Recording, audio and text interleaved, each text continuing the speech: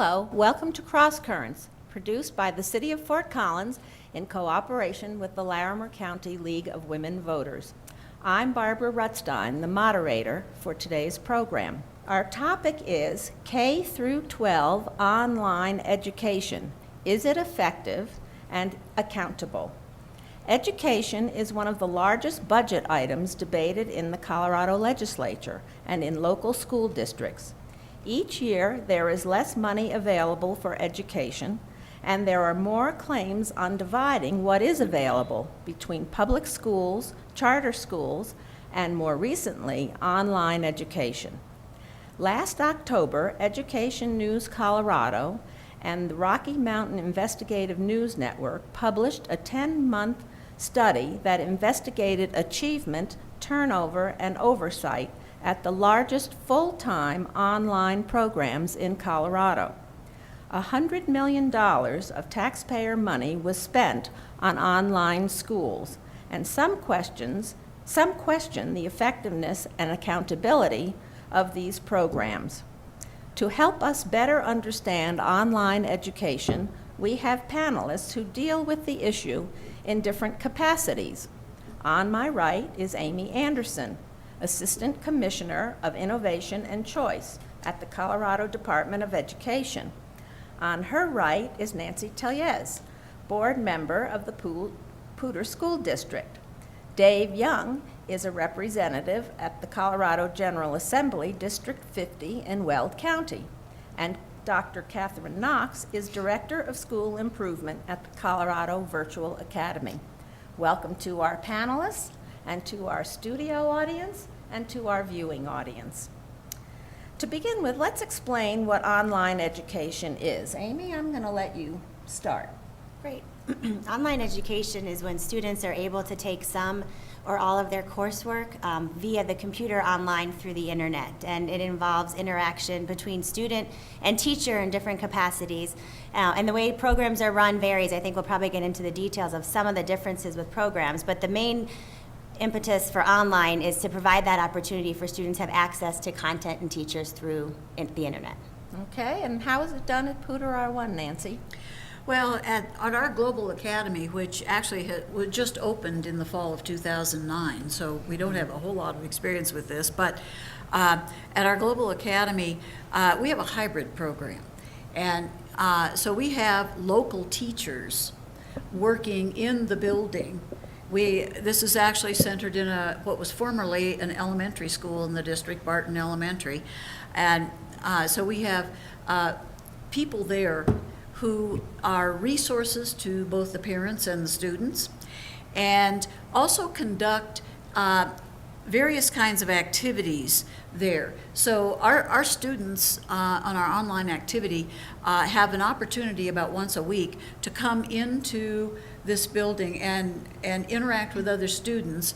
The teacher is working with the group of students to help them take the content that they're learning and apply 21st century skills oftentimes. So it's a discussion activity, there's interaction and higher level thinking that goes on in those kinds of sessions. And we also offer some social events. We have a community outreach, community service element to our program where this year the students worked with the United Way and collected warm clothing and food items and so on to donate. So they get a sense of being a part of a community, both in that way and in working with the other students. So there's some socialization that happens there. Okay, Dave, what's your experience? Well, before I was a legislator, and I'm a new legislator this year, I was a teacher at CU Denver, on the Denver campus for about a decade. And the last 7 or 8 years, I've actually been teaching online, and it's crazy to explain. So I teach online, but I teach people how to teach online. So Okay. K-12 teachers, I help them learn how to teach online. Also higher ed faculty, as well as business people, corporate trainers, and those sort of folks. Prior to that, I worked for a web company for a couple of years as an information architect in the private sector. And then prior to that, I was a junior high teacher for almost 25 years in Greeley, and we discovered a connection here. Should we explain that? Go right ahead. So I taught at Heath Junior High over in Greeley. Nancy, you can spill the beans. Okay. I was a student at Heath Junior High long before he was teaching there. Not so much. I was in the first 7th grade class of Heath Junior High. Awesome. Okay, And- Kathryn, what's your experience? Oh, in online education or in Yeah. education in general? Online education. And you're going to give the Heath connection And too, the right? Heath connection, you will not let me get away with. No, Yes, no. I taught at Heath for 1 year. Oh, We have okay. a lot of connections here, which is great. Well, in online education, I've been with COVA for almost 9 years, which is an eternity in online education because things are changing so much. And we started out with an elementary program, and now we're K through 12. And we started out with about 300 students. We're up to 5,000. So parents are finding this as an option that they really, really are finding meets their needs for various reasons. So Okay, now do you have students around the whole state? yes, we do. And how does that work exactly? That's a good question. Could you talk more into your microphone, please? Absolutely. Is this better? Okay, thanks. It's a good question because we are a multi-district online public charter school. So that's kind of a mouthful, but we are a public school. So it's public home-based education, which is a little bit out of the norm for thinking about education in general. But we have highly qualified teachers. All of our staff are highly qualified. We have 140 on staff, which is pretty significant, and those teachers live all over the state. So elementary is different from middle school, is different from high school, but we have special education, special needs team, gifted and talented, pretty much everything that any public school has, and we interact in lots of ways. So of course, people think you're just in front of a computer screen doing something passive, but that's not it at all. We have a platform that allows you to see the teacher, to hear the students, to interact, to upload your electron microscope, whatever you want to do. As you're interacting with the students, you can send them information directly over the web conference. You collect work samples. You can see, versus our learning management system in high school, the minutes students spend online. You can see when they are turning in their assignments to you. It's quite a wonderful thing. Plus, we have a huge community, and that's one thing that I'm over is the community and family support. We do so many events, from graduation at CU Mackey Auditorium every year, to prom, to dances, to Valentine's Day parties and swimming, and clubs, international clubs, and just depending on what students' parents want. Well, how can you do that if you do it in Denver? How can you do it if someone's in Telluride? Do they come in from Telluride? No, it's home-based public education. But we Okay. have students down in Telluride or Durango. We have But you we have said you have teachers down there, too. graduation and you have parties, so are Oh, the parties? sure. How does that work? If we have graduation, everyone is invited for their senior year graduation. I see. You can also Okay. have it online in a rural area if you can't come in, but we do Okay, have it now your live. school is also a for-profit school, is that right? No, we are Oh. a public charter school. public charter And we are school, okay. an online public charter school. We are through the Adams 12 5-star district is our sponsoring district, and we have our own board. And our board has contracted with K-12 Incorporated, which is a well-respected company that creates a curriculum that also Global Academy uses. So we share a bit of that. Okay, yes. I think there's a misperception that the online schools are for-profit companies, and I want to clarify that any of the online schools that we have in the state, whether they're run by a school district or by a charter school, those are the entities that hold the responsibility for the school itself. And if those entities, a district or a charter, decide that they want to contract with a for-profit company to provide some services for them, then that is their right to do that. And a lot of them do that. But in terms of who's ultimately running the school, who's managing the money, that happens with a public entity, either a school district or a charter school, who's ultimately then held responsible by a school district. Okay. And can a district have more than one online program? Yes.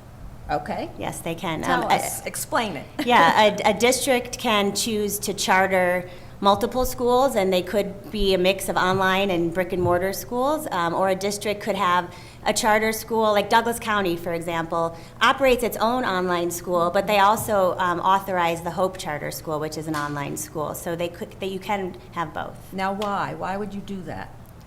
Well, it's, the reason that choice exists is that there's different options that parents are going to want to seek out. And so for the district to work with Hope, for example, what that school does is provide a service that is meeting the needs of kids across the state, where they're spending part of their day they're coming into learning centers where they're doing their learning, but it doesn't have to be restricted to the school district. But the school district also wanted to have, similar to what I think Poudre is doing, have an online school where kids that were within the district that wanted to take some courses online and some courses face-to-face would also have an option that's more of a district option for them too. Okay, and Nancy, how does it work in Poudre R1? Did your board decide on the program you were going to use, and could someone else come and decide or ask to be acceptable? Someone else, yes, another charter, just like any charter can come and apply to offer a program to our students, yes. Okay, but what about a for-profit group? Could they come too? I understand from reading the same articles that you read that is the case. We have not had anyone approach us in that way. Right now, with the Global Academy is our only basically online school, although we do have at each high school an online, we have online courses offered for credit recovery, and there the students can work, with the teacher plus do the online, and that's a separate thing from the Global Academy. And who decides the curriculum? Do you pick it as a school board member, or how is the curriculum chosen? The curriculum is chosen by our educators who understand how it ties in with the curriculum that we've offered in our regular schools, and with the measurement of success that's going to happen, the CSAP or whatever is used to measure their Okay, and accomplishment. what are the state's requirements for this? Well, I want to back up a little bit to your question, if it's okay, about other schools coming in. You have to change your thinking a little bit when you're in an online environment, because a school doesn't have to be physically present in a particular town in order to offer courses to students or an entire program to them. And so you heard them, Kathryn, talk about the fact that they had students down in the southwest corner of the state, but they don't actually probably have a school presence there. And so students can end up going anywhere in the state, and in fact, I think in the future we may see them going anywhere in the country or even the world to get the courses that they need. And that's already happened in higher ed. That's the environment that I've been teaching in the last 10 years, is we're competing with other universities all over the world for students, and they choose in that really highly competitive environment where they want to go. I'm going to defer over back to Amy for the other question about what the state requirements are, though. Is that all right? Sure, that's fine. And I just want to add to what your point was, that, if you look at some of our communities around the state, some of our rural communities in particular, they don't have near the access to the content and quality of teachers and array of teachers and courses, if you will, that a lot of our kids in our urban areas have. So a really important part of online, and quality online is critical, is ensuring that kids, no matter where you live in our state, can have access to the same kind of courses and content that kids have in some suburban and urban areas. So in terms of the state has an important role in online. There's a couple of things that we do. We have an online unit within the Department of Education. I oversee a division called Innovation and Choice, and one of the key areas within my division is online and blended learning, which is hybrid learning, where you're mixing face-to-face with online. We have to certify every new online school that opens in the state, schools that are serving kids across the state. And we just ramped up our process for that to make it more rigorous, with the intent that the higher quality schools that we have starting in our state, the better results that we're going to see over time. And so before we approve a school, we need to make sure that they have the capacity and the leadership and the right curriculum chosen and all of those things in place. And then it's up to the local district and that school to implement the program.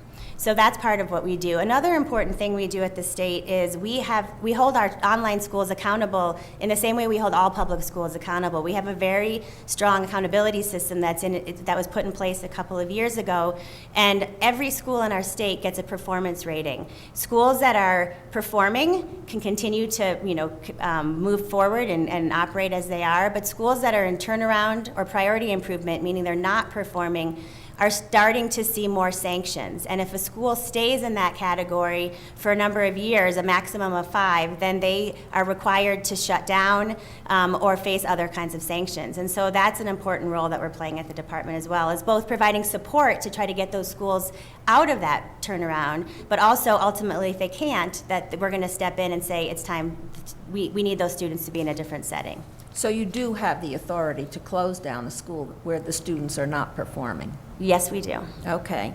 Now, what is a typical online student like? Is there such a thing as a typical online student? I don't think there's such a thing. Okay, go ahead. Because you might have a student from an inner city who's having an issue there of bullying or something, someone who is working on being in the Olympics, someone who has special needs, someone who is just wanting flexibility, and it's going to change depending on your elementary, your middle, your high, their goals that they want, the customization level that they want. I don't think there's any, this is an online student, just like in public school, which we are a public school. I don't think there's any way to say there's a typical public school student. Oh, okay. I think Would you sometimes- say the same? That's very, very much, very similar to what we've experienced. A wide range of different reasons for students choosing the online program and different types of students, And different how many backgrounds. are in Poudre's online program? Right do now, you we have know? 150 150, and they span all the way from first grade Kindergarten. to kindergarten. to 12th grade. Amazing. Okay. Now, one of the things I think that most people think is that the students are struggling or at-risk students. Is it ever weighted that way or not really? That's a perception. I'm not Well, sure it's right. I can jump in a little bit on that one. I think that the definition of at-risk is basically based upon economic status, qualifying for free and reduced lunch. And I would say that there's a level of at-risk that is beyond the qualifying for free and reduced lunch. I think most of us in education would say there are students at risk of dropout, at risk of needing extra help, who are not just economically disadvantaged. So just by the free and reduced lunch calculation, COVA, for instance, has 34% of our students qualifying for free and reduced lunch. But we don't offer lunch. So one of the, we may not have an accurate number because you have to submit paperwork to note that. So I would say that there are other at-risk features. And a lot of that, for instance, in a high school setting is different than in an elementary setting, but we have a lot of students who are overage and undercredited coming in addition to students who are very successful and accelerated. So it's an interesting balance to try and manage the customized path to success for those students and with those students. Okay. Dave? Sometimes I think too, you have something new, it sounds, and it looks shiny, and people are attracted to it, and they think, oh, this is different, let's go and try this out. I think the other thing that sometimes the message is sent is that it's going to be easier. You can work at your own pace, and, whenever you want to jump in, you can jump in, and, you're just working along at your own speed.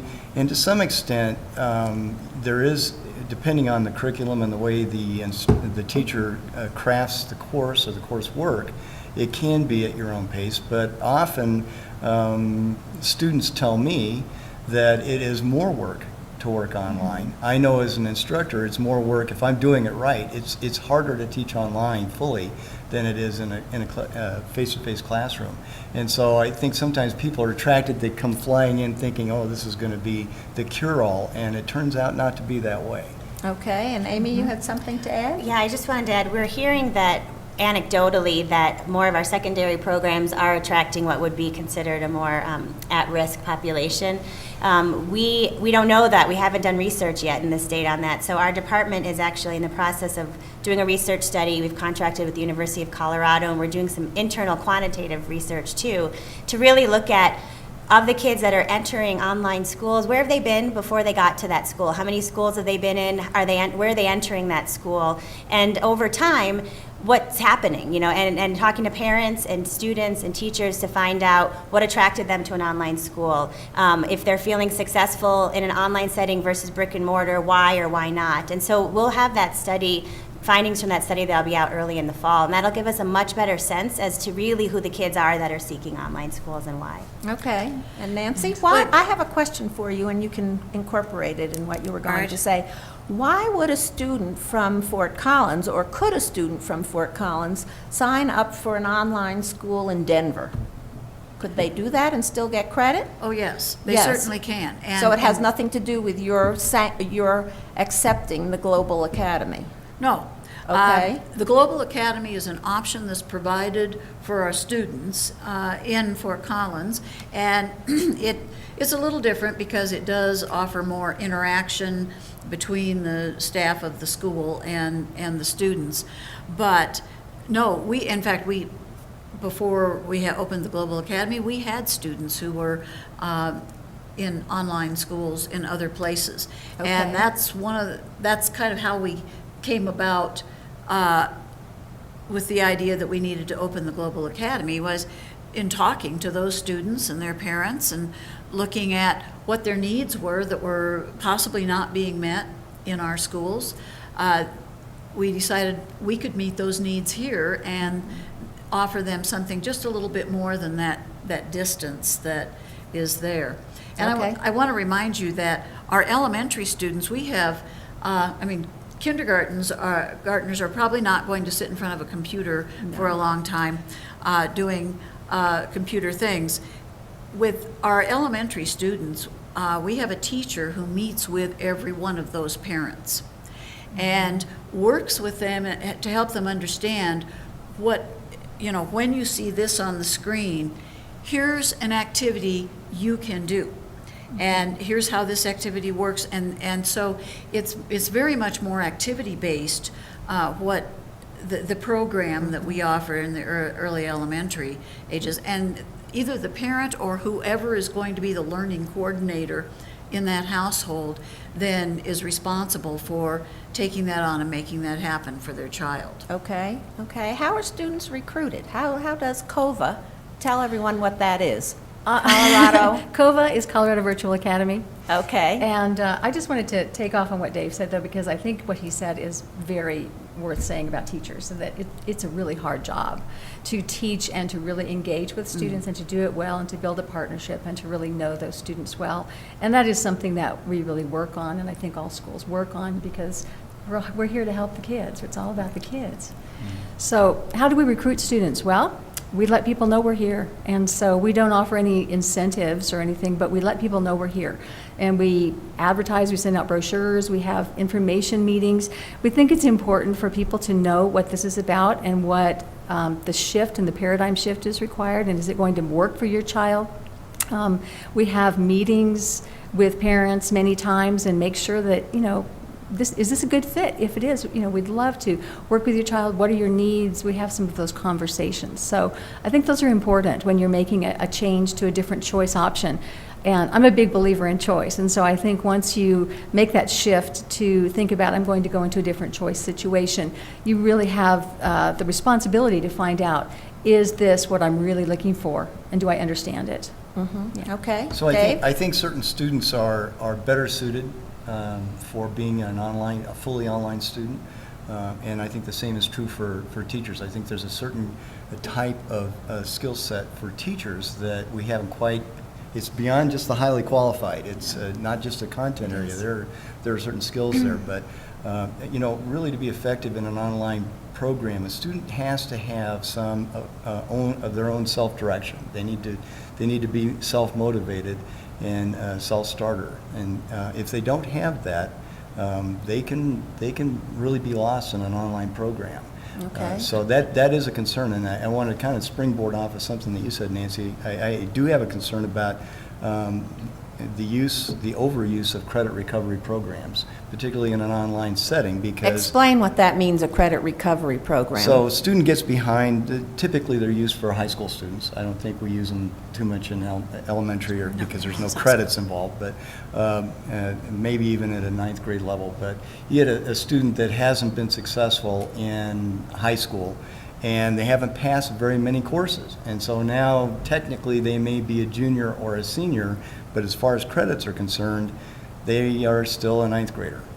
And so they're looking at it saying, oh, you know, I think I'm a senior, but I still have 3 more years to go to graduate, so what am I going to do?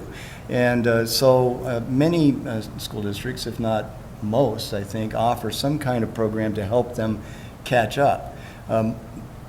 Often, I think, credit recovery kind of program is a self-directed, more self-paced kind of approach. And so if a student has struggled in the regular classroom all the way along, and now we throw them into an environment where they have to be a self-starter, I'm not sure that's really an effective approach for them. It sounds good, like I said before, you know, oh, this is something new and different and I can work at my own pace and it's not going to be as hard, but it may be even more difficult than what they've experienced before. And, you know, the other thing that I have concerns about, and I think the data that we're collecting over time will help us see a better picture of this, but often in a credit recovery program, since the student is working independently and on their own, the teacher has less of an instructional role in that environment. They're less of an instructional leader. They almost recede into the background and become kind of a bookkeeper almost. They're just kind of keeping track of attendance, keeping track of how many assignments that students turn in, and, you know, trying to encourage a student to finish their work. But then we get into a situation where a teacher may be actually facilitating many of those courses just because their role isn't that active in each course. And they may actually be teaching in multiple school districts and in multiple states, and we don't know because they're not committed to tell the entity they work for here in Colorado that they're also working in other states. So they get stretched very thin in those kinds of environments. And I have that concern that we don't have an instructional leader in each and every environment. That may affect the quality. Well, and then that would turn out, I suppose, when you have course completion rates or graduation rates or any of those sorts of things, you would know that the student really wasn't doing his or her work. We're having a little Well, trouble yeah, calculating that. It depends on the school. A lot of our credit recovery programs are programs within an existing school. And so what's very different about that is all of the accountability and information about the kids in those programs gets rolled up to whatever school they're housed in. And so you can't suss out how the kids are in the credit recovery are doing relative to the regular kids, you know, the other kids in the building. So that's different. And they're not schools in the same way that the schools that I talked about earlier are, many of them. Yeah. And can I throw in just a little piece with that too? Because I think there is a misperception that high school is primarily credit recovery in online settings. And in schools like ours, we have a traditional, you know, flexibility within a week, but assignments are due by every Sunday, and lots of tracking, lots of data. And we have, you know, core course path, and we have comprehensive course, honors course, and AP courses. And so, as you know, there's pretty high expectations for those. So we also have offered credit recovery, but it's been on a small scale. But the main part of many schools like ours is not credit recovery. Okay. Are there state rules regarding recruitment? One of the articles I read, I think, in the newspaper was that some schools recruit at shopping malls and at sporting events, and there was some criticism of the way people were being recruited. Does the state have any regulation regarding that? No, that's a local control issue. In terms of student recruitment, enrollment, those are all things that are handled at a local school district level, and so that's not an area that the state typically gets involved in. Okay, Nancy, how does Poudre R1 recruit, or do you? Well, we have a district website, and all of our schools are featured there. Our middle schools and high schools Typically, when we're approaching end of winter and time for students to begin making decisions about the next year, they'll have events at their school where parents can come and visit a school that they're considering taking their child to. The Global Academy is the same way. It's just a part of that whole. We have a lot of choice in Poudre School District, so it kind of fits into that whole thing. We do not have recruitment of individual students where somebody stands outside a door and grabs people or something. It's done in the way of opening up the schools and allowing parents who are interested to come in and find out what that school has to offer. Okay, and how many students from Poudre R1 don't live in our district? Do you know that?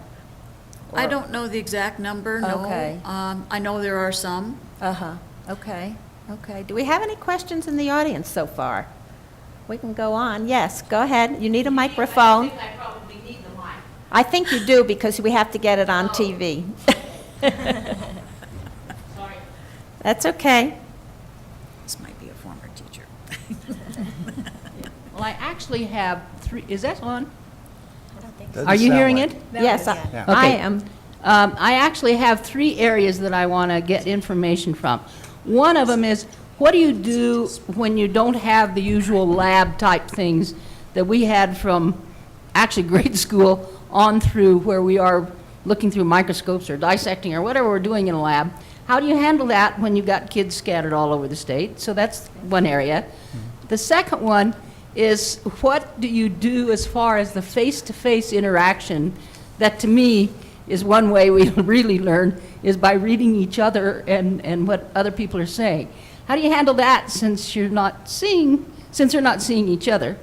And the last one is, how do you check the exiting? These kids, when they finally go on to a traditional type setting, or go on to college, or go on to whatever, and are in a whole different setting, how do they do? Those are the three I things. think you're looking at me first. That's fine, So, go ahead, okay, sure. I'll jump in if that's all right. Yes. Well, the first one, science labs. There's different ways to do science labs. Our students receive materials in the mail can you hear me now? Sorry. Students receive materials in the mail for science labs. And so they're also guided through doing hands-on labs. We also have online labs, which are really excellent, three-dimensional online labs.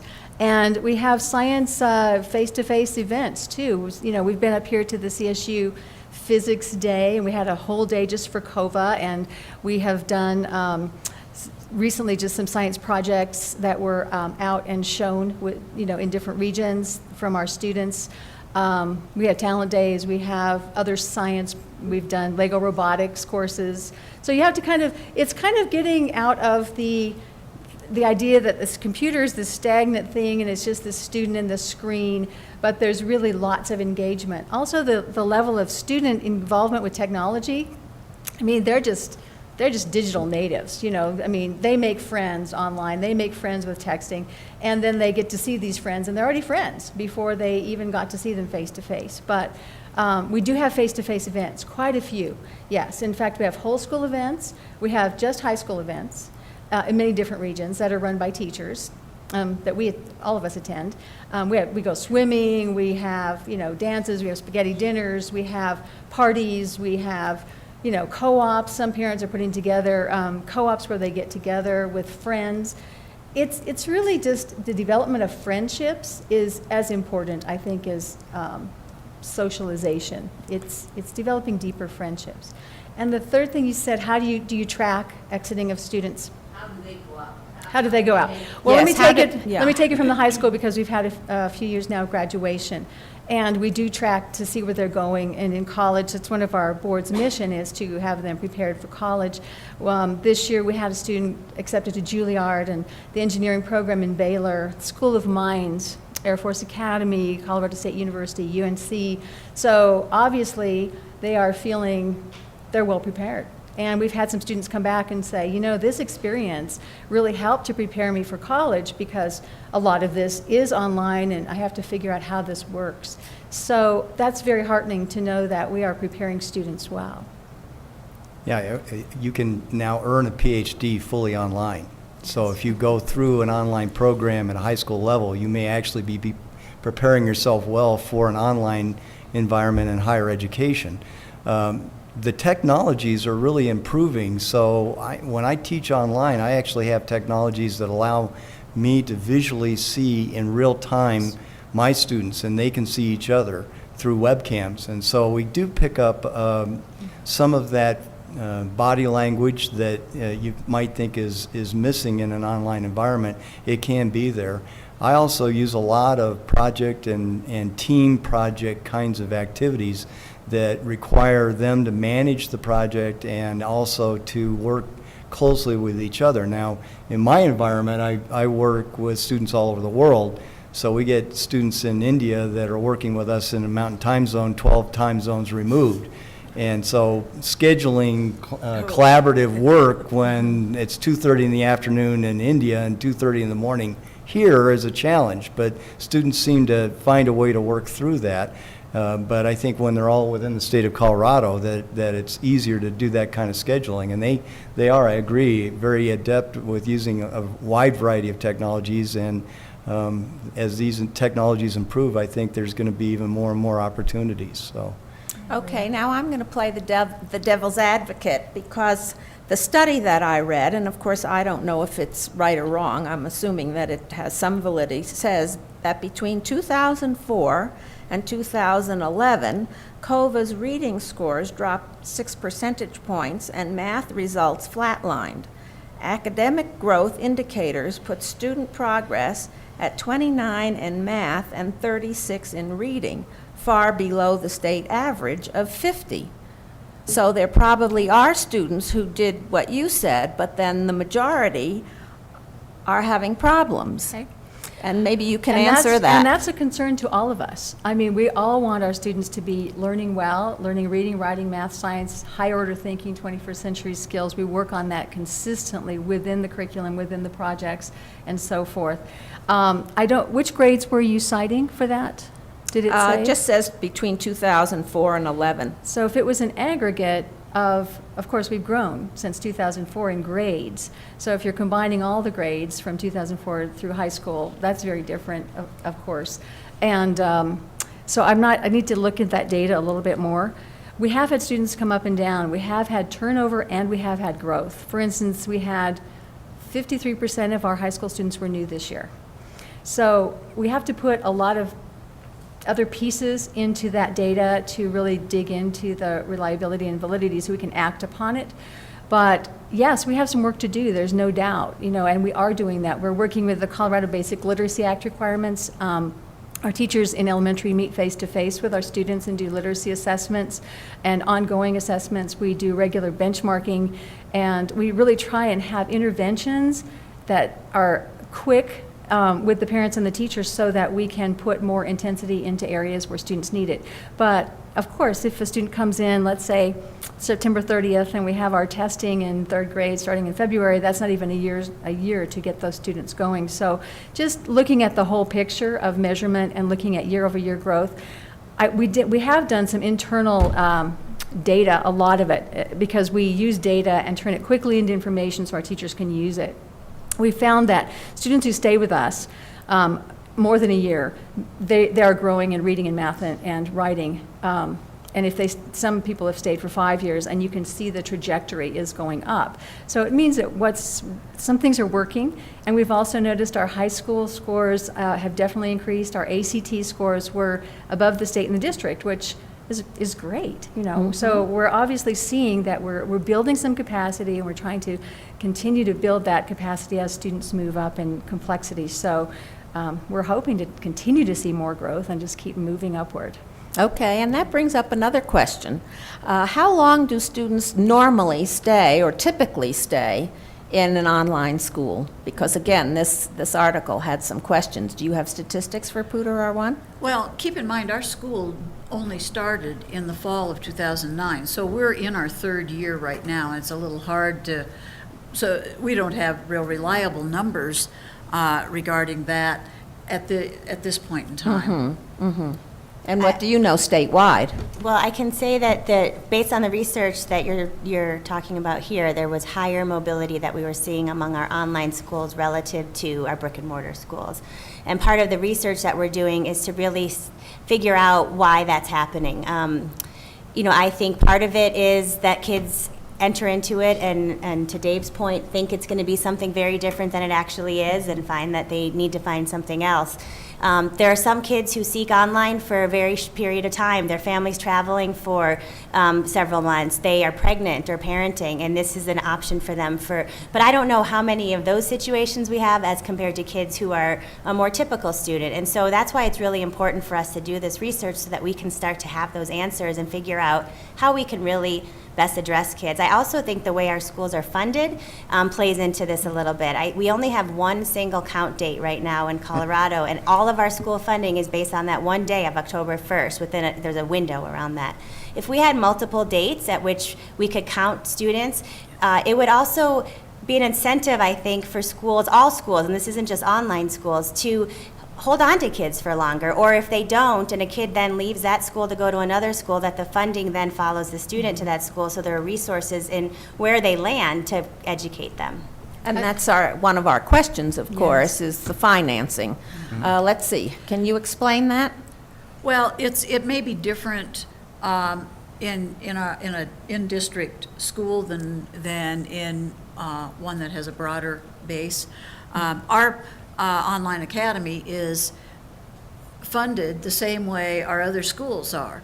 The students, there's funding based on the students who are there, not only the number of students, but we fund also based on some of the special needs of our students. So But if a Loveland student, if I live in Loveland and I sign up my child for Poudre's online academy, where does the money go from Loveland? where does it go from Loveland? Well, I mean, we'll pretend I'm a Loveland resident. Uh-huh. So does it go to the Loveland Public School or to Poudre? If your child enrolls in a Poudre school, then it comes to Poudre. And I if my believe. child enrolls in COVA, it goes to COVA. COVA. Mhm. Under Okay. age 12. Unless it's after October 1st. Unless Yeah. it's after October. And if it's And after that's where the- October 1st, where does it go? It stays It's where the wherever student the was student at the was. point that they're, were counted at that enrollment point. Okay, and For that's that- where for that the, school year. and that's where the $100 million is.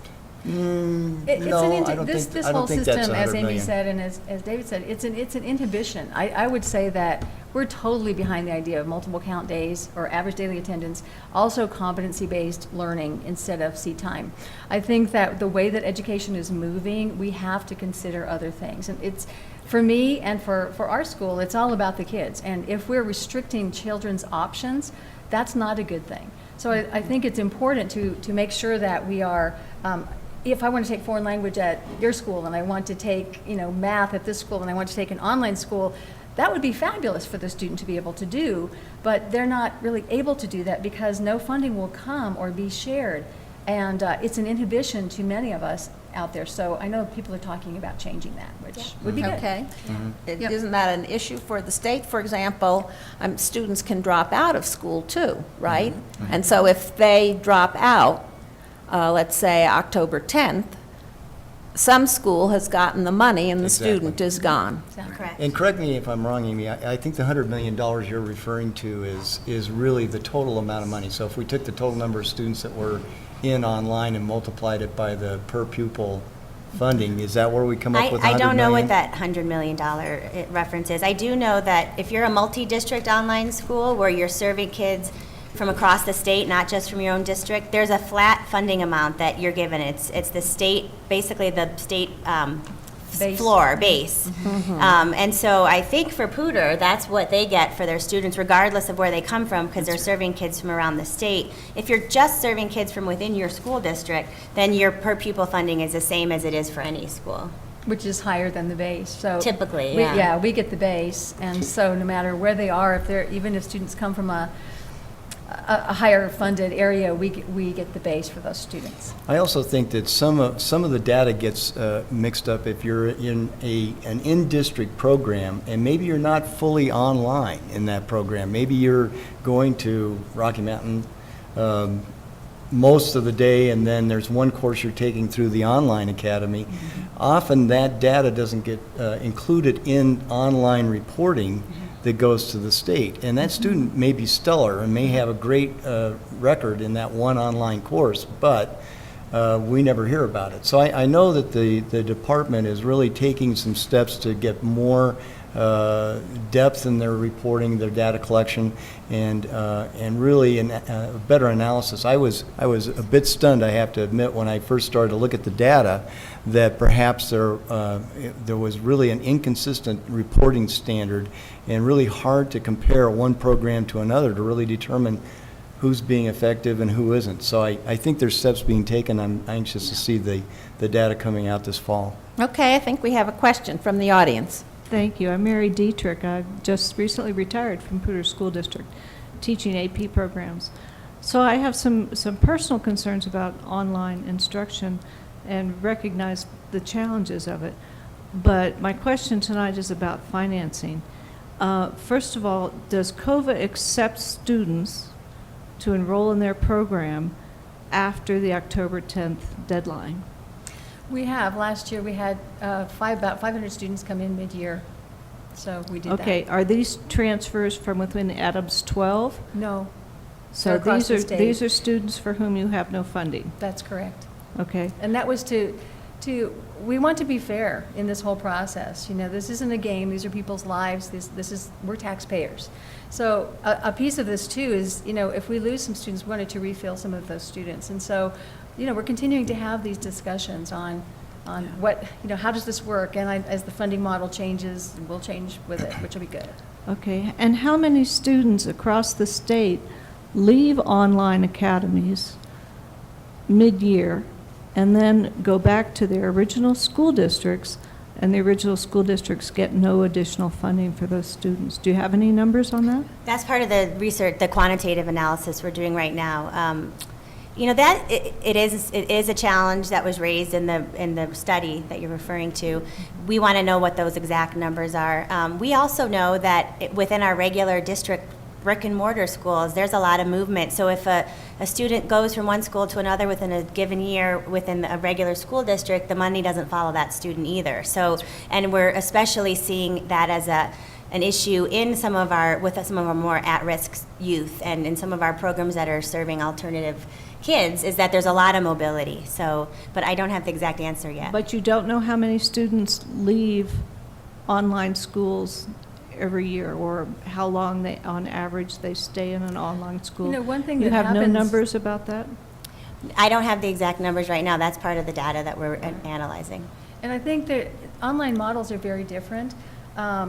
You know, that you might have an alternative program campus, and you have different grade levels represented, and you have different models. And sometimes people come and go based upon their lifestyle. So, you know, dad gets a different job, they move, they come back, they go somewhere else. And that's another issue, is the dropout calculations, you know, and the dings and so forth, and really getting that data clear. So it is a challenge, but everything's pretty open in data, everything's public. So, you know, reports are public, results on TCAP, ACT, you know, everything is pretty much out there. Well, that's why it surprises me that those numbers aren't available. But Well, thank you. according to the article that I read, it says half of the online students wind up leaving within a year.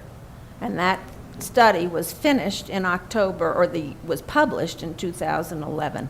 So I don't know, you know, all these other things come into it too. Yeah, Yeah, I and don't that's- think that's representative of COVA, but. Yeah, and that study was done by some reporters who gathered data, and I don't know what the analysis approach is that they use, but we do know there's one challenge that's unique to a lot of our online schools around that mobility is When a student transfers from one school district to another school district, it's called a mobility incident. I don't want to get too technical, but it's a higher ding than if you transfer from a school within your district to another district. And so because so many of our online schools are serving kids from multiple school districts, it appears as though, and this is what we're trying to verify, that they're getting dinged at a higher rate for mobility than schools that are just serving kids from within the school district. Thank you. Thanks for clarifying.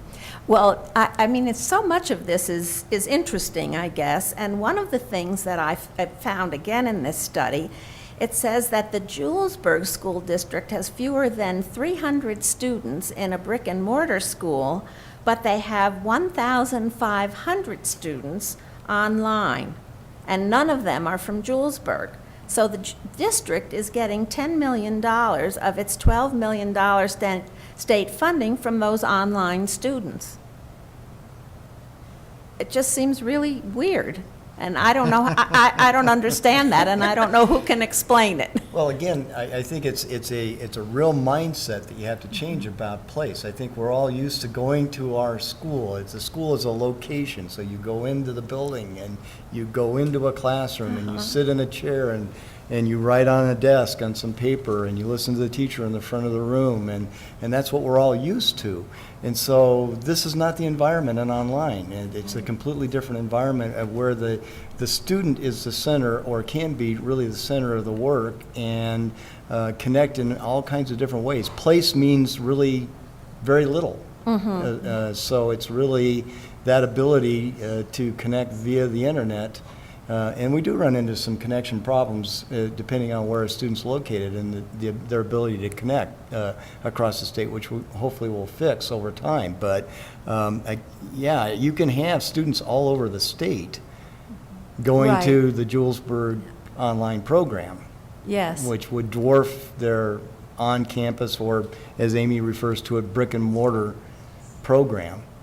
And, Right. you know, it's just a completely different mindset that it just takes time. That's why I threw out the comment about teachers teaching in multiple districts in multiple states and in multiple countries at the same time. That's a completely novel concept than what we're used to, where a teacher is in a particular school and maybe students move in and out of the classroom and they're in one classroom.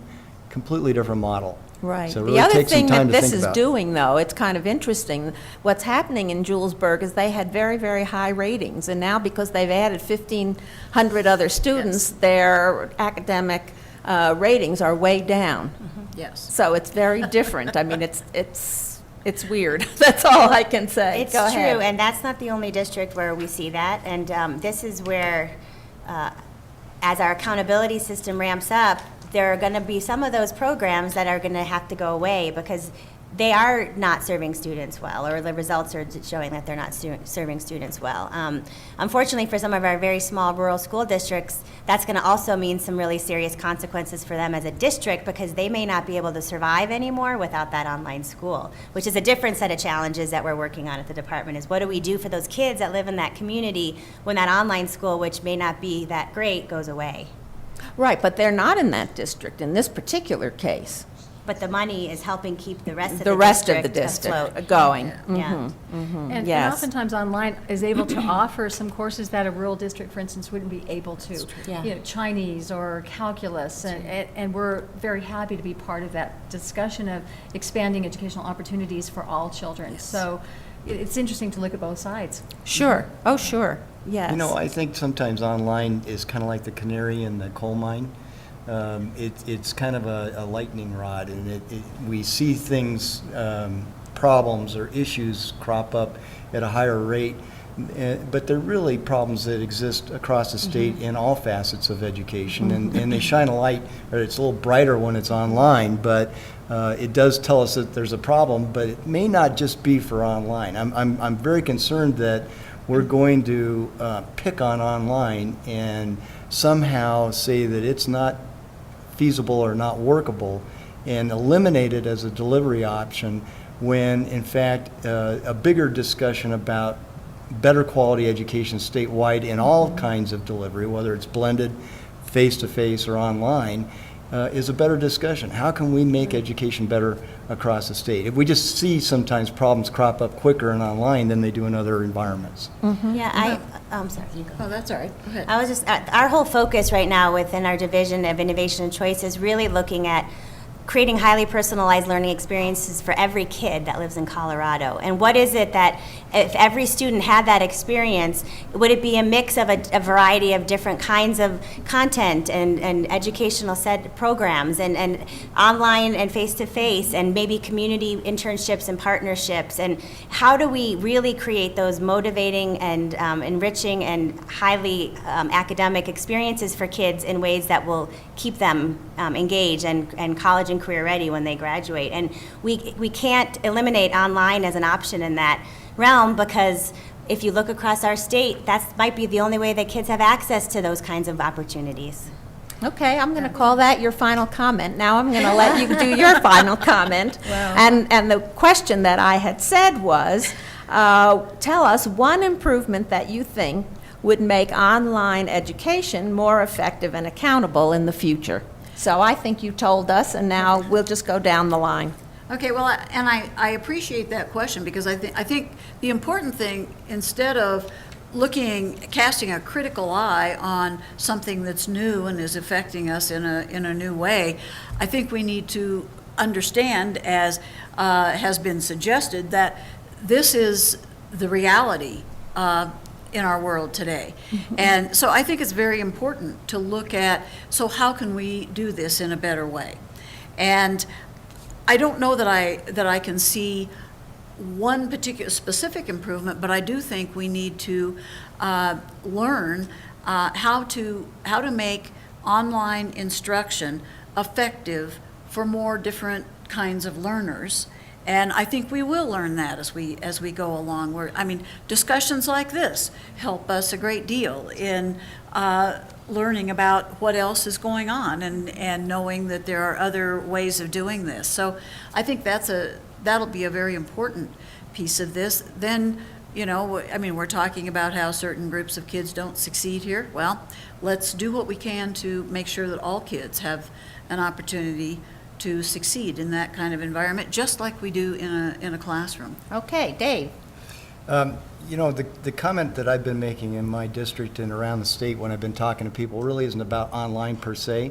It's just about education in general. And I think for the last decade or two, we've been focused on teaching students what to think, and we need to redirect that to teach students how to think. And we made references to higher order thinking, but I really still think our focus is too low. And I think if we really focused on helping students learn how to think, this is what the business community and as students transition into higher ed, they want to be able to apply and be effective problem solvers, whether it be in the workplace or in post-secondary education. They're not being successful that way because our targets aren't set the right place. So Okay. that's my suggestion. Okay, Kathryn? I think we're all on the same page, which is really exciting to have these conversations. And, we're all working to have better learner-centered environments so that individuals can really their paths can be customized, and we can really work with those students. We're not there yet, but we're all working to that end. And choice has to be part of the picture. I totally agree with you. There are a couple things, if we think about improving online education, as Amy mentioned before, the idea of competency-based learning and also average daily attendance or multiple count days, I think would, again, remove some of the barriers that are restricting some of the potential out there. So I would just say, if you're interested in online learning, talk more and we'll find out about it. We're all available. And one final thing with instruction, I'm working with instructional coaching with our teachers, and there's a website if you want to see some teachers teaching, and we use that in our training of teachers, and it's www.k12atlas.com. So jump on, and I'll say hi to you. Okay. Thank you to our panelists, to our studio and viewing audience. This CrossCurrents program will be rebroadcast at various times during the month on Channel 14. Please consult your local listings for the exact times and dates. Copies of recent CrossCurrents program are available at the Poudre River Library District at 201 Peterson Street and at Front Range Community College Library at Shields and Harmony Road. The video is available at the League of Women Voters website, which is www.lwv-larimercounty.org. Thanks a lot. Thank you. Thank you.